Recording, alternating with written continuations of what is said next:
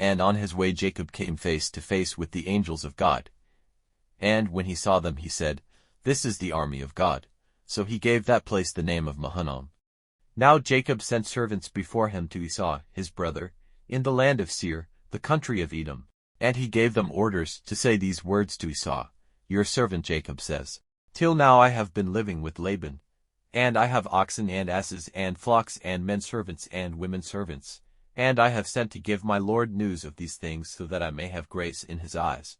When the servants came back they said, "We have seen your brother Esau, and he is coming out to you, and 400 men with him." Then Jacob was in great fear and trouble of mind, and he put all the people and the flocks and the herds and the camels into 2 groups, and said, "If Esau, meeting one group, makes an attack on them, the others will get away safely." Then Jacob said, "O God of my father Abraham, the God of my father Isaac, the Lord who said to me, Go back to your country and your family, and I will be good to you. I am less than nothing in comparison with all your mercies and your faith to me your servant. For with only my stick in my hand I went across Jordan, and now I have become to armies. Be my savior from the hand of Esau, my brother, for my fear is that he will make an attack on me, putting to death mother and child." And you said, "Truly, I will be good to you, and make your seed like the sand of the sea which may not be numbered." Then he put up his tent there for the night.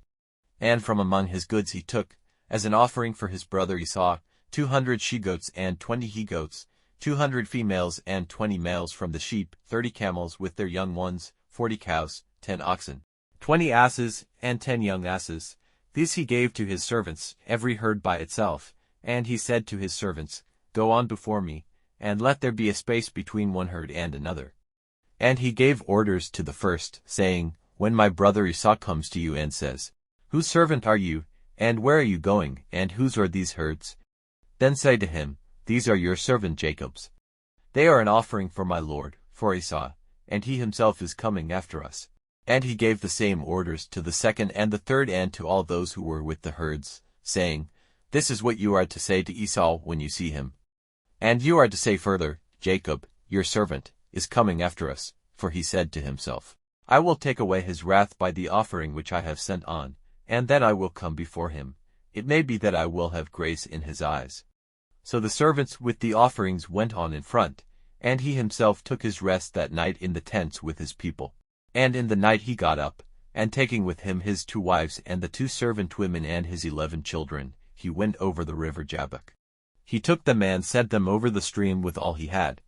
Then Jacob was by himself, and a man was fighting with him till dawn.